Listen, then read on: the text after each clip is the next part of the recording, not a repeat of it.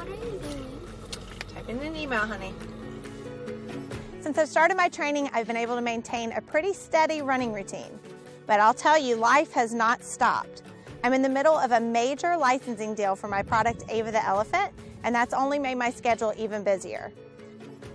But I'm not going to give up on this goal because I have a plan to enter a race next month. I'd be lying if I said I hadn't had any issues. Let's face it, running can be exhilarating, but it can also be very painful. I find that I'm about a mile into my run, I want to give up because I have shin pain.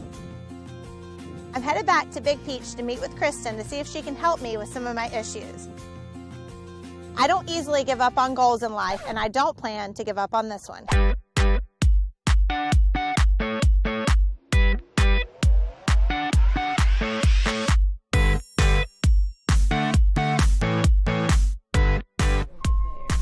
Hey, Tiffany, good to see you. Hey, Kristen, good to see you too. So, tell me what brings you here today. Well, I've been running a lot and I've had some success, but I'm also having some issues that I'd like to talk to you about. Absolutely. Let's go ahead and take a seat and we'll chat. Okay, perfect. So tell me, Tiffany, what kind of issues are you having? Well, I've been running a lot more. It's been going well. I've been up to about 2 miles a day, which is good. But when I do 2 miles a day, I'm starting to feel some pain down the outsides of my shins. And then I'm getting a lot of tightness in my hips.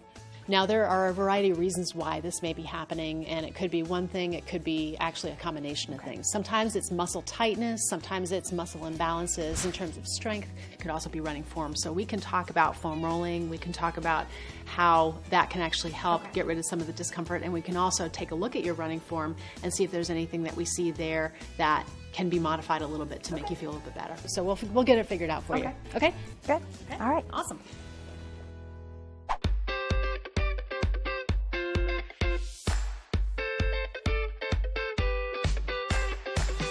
Kristen first took me through a pretty intense crash course in foam rolling. We started with a calf release technique, something I didn't realize I needed. I learned pretty quickly that it's not that easy. She explained to me how a lack of ankle mobility could cause issues further up the leg. We then went into serious IT band rolling techniques. I knew I needed this one, but wow. After foam rolling, Kristen talked to me about running form. I didn't even know you could learn how to run correctly, so this was awesome. She had me get on the treadmill and run my normal way, and then showed me on video how I was landing with my leg out in front of my body and overstriding. So she gave me a couple of tips and had me run with a metronome for rhythm. And you know what? It worked. With just a few minor changes, I could tell that running was about to get so much better for me.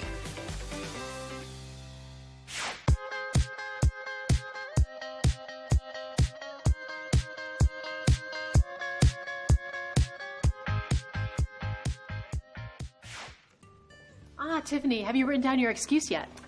I haven't written it down, but I do have a goal of running some sort of race, maybe about 4 weeks from now that I've been training for a couple months. Do you recommend any? Actually, with the issues that you've had, I was wondering if you've ever considered taking your running off-road onto a trail. I have. We have done a little bit of trail running.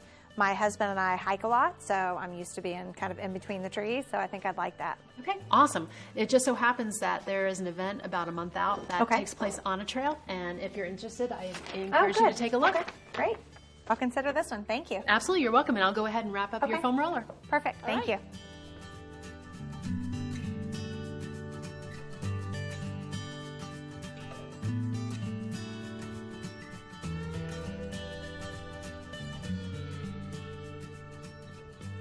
Going back to Big Peach was really helpful.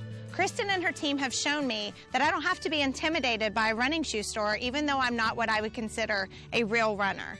I'm going to take my tips that Kristen gave me, I'm going to hit the trail, and I'm going to train for my goal next month so I can crush my excuse.